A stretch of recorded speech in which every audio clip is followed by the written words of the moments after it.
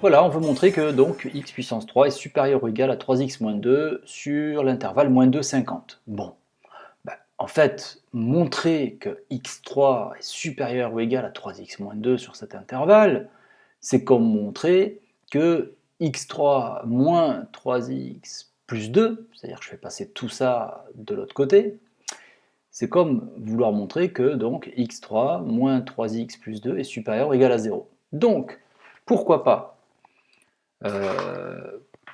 en fait sortir une fonction f, d'accord, définie par f de x égale x3 moins 3x plus 2, et montrer que cette fonction est toujours supérieure ou égale à 0 lorsque x appartient à moins 2, 50. Bon. Donc, en bref, en fait, tout ce qu'on veut, c'est étudier cette fonction, quoi, finalement. D'accord? On veut l'étudier, on veut savoir ses variations, on veut savoir ce qu'il en est. D'accord? Donc, c'est ce qu'on va faire tout de suite. Allez, on pose. Donc, l'idée, on l'a donnée, d'accord? Et on pose la fonction. Donc, on a donné l'idée.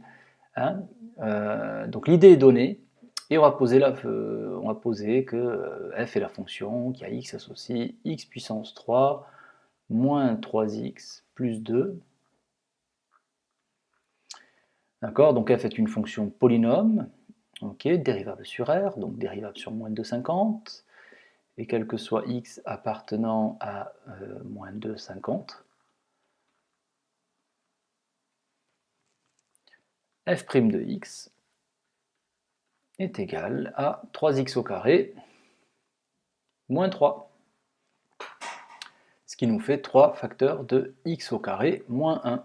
Ok, donc 3 est positif, strict, et par conséquent, f' de x est du même signe que x carré moins 1. Ok, donc sur cet intervalle-là, qu'est-ce qui se passe? Donc sur cet intervalle, sur moins 2,50, il y a donc deux racines du polynôme x carré moins 1. Ok, 1 et moins 1 viennent annuler x carré moins 1.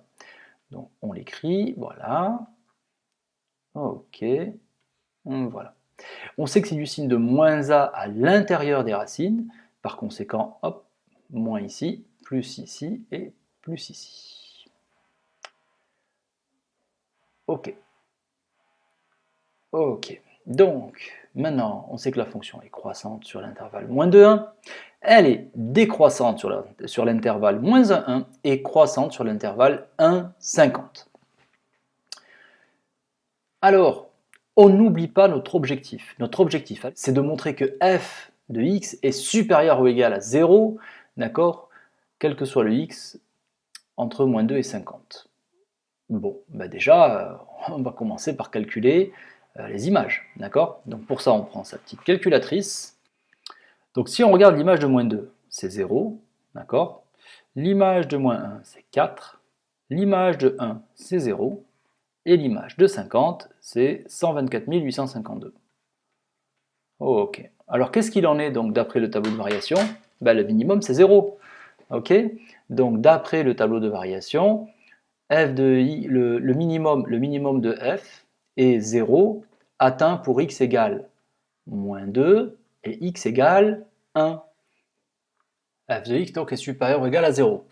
Donc quel que soit x appartenant à moins de 50, f de x est supérieur ou égal à 0. C'est équivalent à dire donc que x3 moins 3x plus 2 est supérieur ou égal à 0. Et ceci est équivalent à dire que x3 est supérieur ou égal à 3x moins 2. Voilà. On a donc prouvé ce que l'on voulait prouver. D'accord? C'est assez classique. Il faut juste retenir en fait qu'il faut là étudier une fonction. D'accord? Et cette fonction en fait est égale à l'expression du terme de gauche lorsque l'on fait tout passer à gauche. Voilà. Allez, prochain exercice. C'est parti.